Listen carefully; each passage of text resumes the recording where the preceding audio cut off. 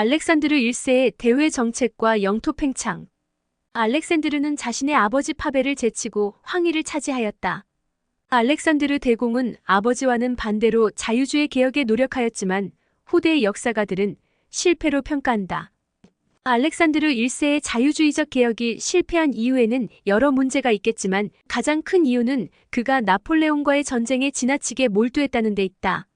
알렉산드르는 즉위와 동시에 평화에 대한 바람과 일종의 고립주의를 천명하면서 통치를 시작했다. 그는 러시아의 고립주의를 통해서 열강들 사이의 균형을 꾀할 수 있다고 생각했다.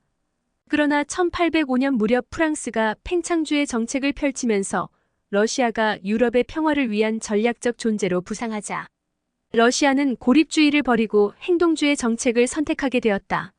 알렉산드르의 아버지 파벨은 프랑스와 대적하다가 편을 바꾸어 영국에 대항해 프랑스에 합세했었다. 그러나 알렉산드르는 중립을 선언했다.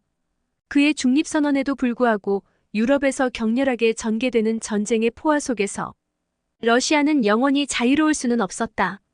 곧 알렉산드르는 반프랑스 세력에 합류했다. 그렇게 3차 대프랑스 동맹이 체결되었고 곧 전쟁으로 번졌다. 1805년 영국을 위시하여 오스트리아, 러시아, 스웨덴이 프랑스와 에스파냐에 대항해서 전쟁을 벌였다. 오스트리아와 러시아 연합군은 1805년 12월 2일 아우스터리츠에서 나폴레옹 군대에 참패했다. 비록 오스트리아는 타격을 입고 전선에서 이탈했지만 러시아는 끝까지 전쟁을 계속했다. 게다가 1806년에는 중립을 선언했던 프로이센이 입장을 바꾸어 러시아는 새로운 동맹을 얻었다. 러시아와 프로이센은 분전했으나 프랑스의 전격적인 기동에 당해 결국 무릎을 꿇을 수밖에 없었다. 예나와 아우스터리츠 전투에서 프로이센 군은 격파당했고 러시아군은 프리들란트에서 프랑스군을 상대로 큰 패배를 경험했다. 이 패배들로 인해 1807년 초 프랑스와 프로이센 사이에 틸지트 조약이 체결되었다. 프로이센은 프랑스에 의해 2등 국가로 전락해버렸다. 러시아는 나폴레옹이 새롭게 작성한 유럽의 지도를 수용하고 영국의 세력에서 이탈해 나폴레옹을 지지해야 했다. 나폴레옹 전쟁의 패배로 인해 억지로나마 프랑스를 지지하게 된 러시아는 서유럽이 아닌 지역의 영토를 관리하고 획득하기 시작했다. 알렉산드르 1세는 통치기 전반에 걸쳐 러시아의 영토를 야금야금 넓히는데 주력하기도 했다. 1801년에는 카프카스 산맥 너머에 있는 정교도 국가인 그루지아 동쪽 지역을 합병했으며 1803년에서부터 1810년까지 그루지아의 서쪽 지역까지 영향력을 확대했다.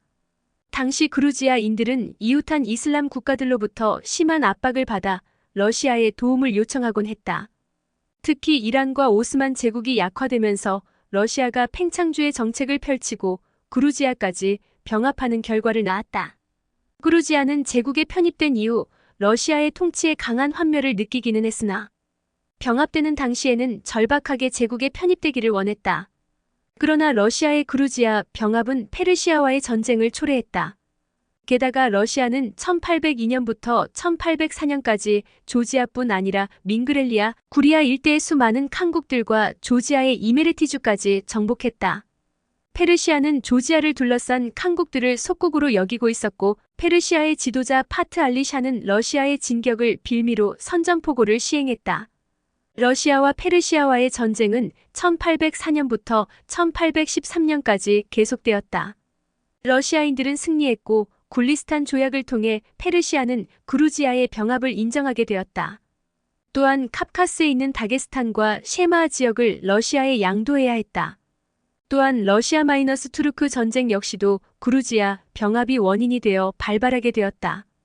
쿠투조프는 러시아군을 지휘해 투르크 전쟁도 승리로 이끌었다. 오스만 투르크는 러시아에게 베사라비아 흑해 동부 연안에 있는 좁고 긴 회랑을 양도했고 다뉴브강 유역에 있는 작은 공국인 몰다비아 공국과 발라키아 공국에 대한 권리를 인정했다. 또한 알렉산드르는 1808년에 스웨덴과 전쟁을 시작하여 1년여 만에 전쟁을 승리로 이끌었다. 그 결과로 프레데리캄 강화 조약을 맺고 핀란드를 얻었다. 당시 할양한 영토는 라플란드, 베스테르보텐 지방의 일부와 올란드 제도, 핀란드 본토였다. 핀란드는 러시아 황제를 대공으로 하는 자치 대공국이 되었다. 18세기 후반에 알래스카에서 시작된 러시아의 팽창은 북아메리카로 이어졌으며 알렉산드르 1세의 통치 전반부에 이러한 기조가 계속 이어졌다. 알래스카뿐 아니라 캘리포니아 북부에도 1812년에 포트 로스가 세워지는 등 새로운 요새들이 아메리카에 건설되었다.